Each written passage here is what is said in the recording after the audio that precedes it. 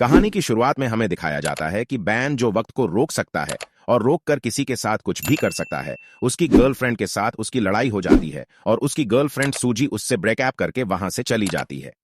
अगले दिन बहन अपने स्कूल जाता है और वहां पर वह सूजी को किसी और लड़के के साथ देखता है।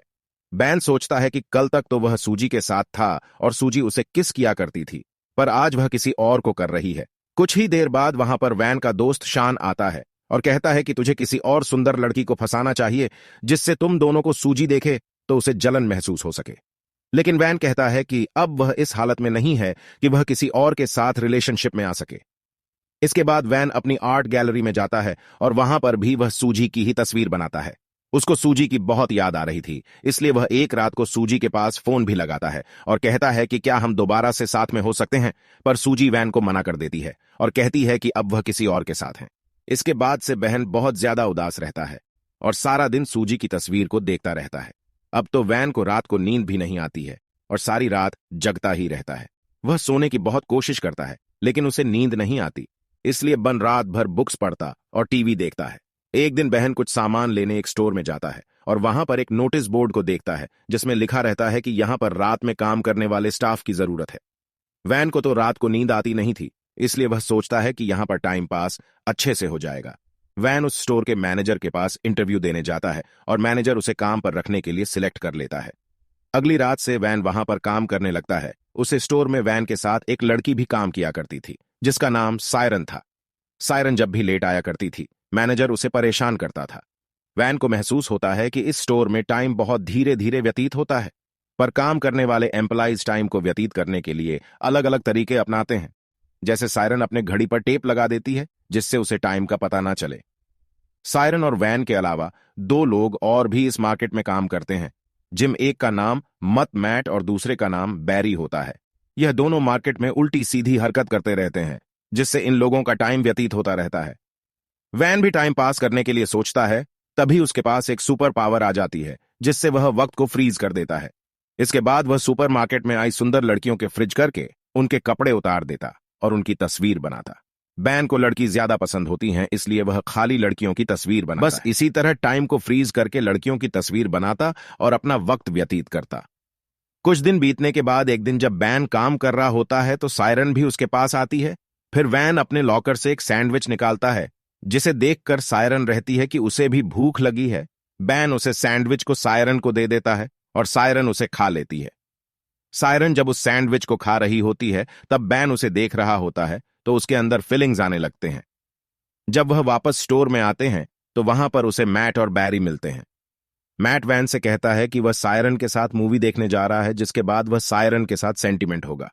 यह सुनकर वैन को काफी गुस्सा आता है और वह सोचता है कि वह जिस भी लड़की को पसंद करता है वह उसे छोड़कर चली जाती है। बैन जब छोटा था तो वह एक लड़की को पसंद करता था, लेकिन उससे अपने दिल की बात कभी नहीं की थी। एक दिन उसे लड़की का हाथ टूट गया था और उसे प्लास्टर चढ़ा था।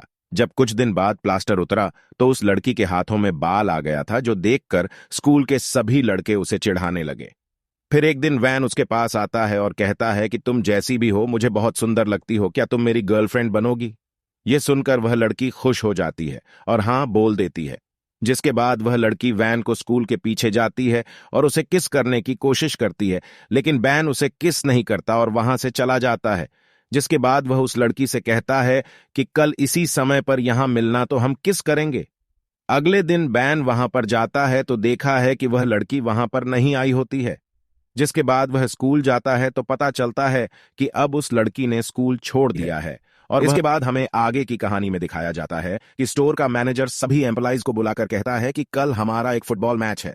दूसरे दिन सभी लोग मैच खेलने के लिए जाते हैं, लेकिन बैन और उसकी टीम मैच अच्छे से नहीं खेल पाती क्योंकि उन्हें फुटबॉल खेलने नहीं आता था। बैन गेम से उठ चुका होता है तो वह टाइम को फ्रीज कर देता है और वह अंदर जाता है तो देखा है कि सभी लोग फ्रीज हो चुके हैं, लेकिन तभी वह देखता है कि वहां पर एक आदमी अभी भी हिल रहा है। जब बैन उस आदमी के पास जाता है तो वह वहां से भाग जाता है। यह देखकर बैन समझ जाता है कि यह सुपर पावर केवल उसके पास ही नहीं बल्कि और लोगों के पास भी है। अब बैन वापस ग्राउंड में आता है तो वहां टाइम को फिर से अनफ्रीज कर देता है, लेकिन जैसे ही टाइम अनफ्रीज होता है मैट फुटबॉल को किक मारता है तो फुटबॉल जाकर मैनेजर के मुंह पर लगता है और उसके मुंह से खून निकलने लगता है। मैट मैनेजर को लेकर हॉस्पिटल जाने लगता है और जाते वक्त वह बैन से कहता है कि तुम सायरन को घर पर छोड़ देना। लेकिन बैन घर जाने से पहले सायरन को कॉफी शॉप पर ले जाता है।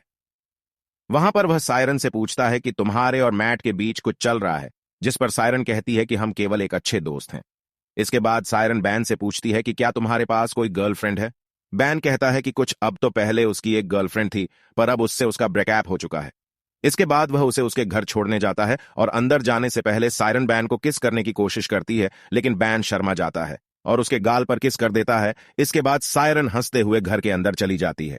अगले दिन मैनेजर सभी एम्प्लॉइज को अपने केबिन में बुलाता है और कहता है कि कुछ दिन बाद मेरा बर्थडे है, मैं एक छोटी सी पार्टी दे रहा हूं और सभी लोगों को आना है। मैनेजर बैन को कुछ पैसे देता है और कहता है कि तुम मेरे बर्थडे वाले दिन एक स्टेपर का इंतजाम करो। वह अपने दोस्त सान के पास जाता है और उससे कहता है कि मेरे बॉस के बर्थडे पर एक स्टेपर की जरूरत है। सान उसे एक बार में ले जाता है और एक स्टेपर से मिलाता है, पर वह स्टेपर कहती है कि वह तो खाली नहीं है, पर वह अपने दोस्त को भेज देगी। अगले दिन जब बैन स्टोर में जाता है तो आप फिर से वक्त को रोक देता है, लेकिन इस बार वह केवल सायरन की पेंटिंग बनाता है। कुछ देर बाद सायरन बैन के पास आती है और कहती है कि क्या तुम मेरे साथ मैनेजर की पार्टी में चलोगे। बैन उसे हां कर देता है, जिसके बाद सायरन उसे किस करती है और वहां से चली जाती है। सायरन के किस से ही बैन को अच्छी नींद आती है। दूसरे दिन मैट और बैरी दोनों मिलकर बैन के साथ एक प्रैंक करते हैं, जिसमें मैट बैन बहन को फोन करके कहता है कि वह एक आर्ट गैलरी से बोल रहा है। उसको बैन की ड्राइंग बहुत पसंद आई है, इसलिए वह उसे कल मिलना चाहता है। यह सुनकर बैन बहुत खुश हो जाता है, जिसके बाद वह सायरन के घर पर जाता है और उसे लेकर मैनेजर की पार्टी में जाता है। उसी पार्टी में बैन की एक्स गर्लफ्रेंड सूजी भी मिलती है। सायरन खूब ज्यादा खूबसूरत दिखती है, जिसे देखकर सूजी को जलन होने लगती है।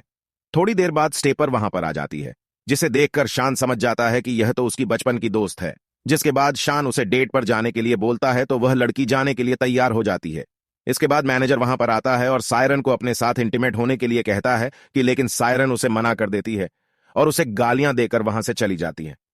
दूसरी तरफ बैन वॉशरूम के लिए जाता है तो वहां पर उसे सूजी मिलती है।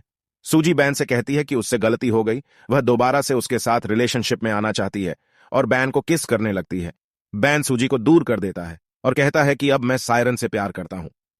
सायरन सूजी और बैन को किस करते हुए देख लेती है, जिससे वह गुस्सा होकर वहां से जाने लगती है। यह देखकर बैन टाइम को फ्रीज कर देता है और सायरन के पास जाता है। बैन को कुछ समझ नहीं आ रहा था कि वह सायरन को क्या बताए। टाइम को फ्रिज करे हुए 2 दिन हो चुके हैं, लेकिन उसे सायरन को जवाब देने के लिए कुछ भी नहीं मिला है। बैन टाइम को फिर से नॉर्मल कर देता है और सायरन वहां से चली जाती है। इसके बाद वह सायरन को मनाने के लिए उसके घर पर जाता है, पर सायरन उस पर चिल्लाने लगती है और उसे अपने घर से बाहर निकाल देती है। अब इसके बाद बैन फिर से उदास रहने लगता है और उसे नींद भी नहीं आती। कुछ दिनों बाद वह इस आर्ट गैलरी में फिर से जाता है, जहां जहां से उसे कॉल आया हुआ था।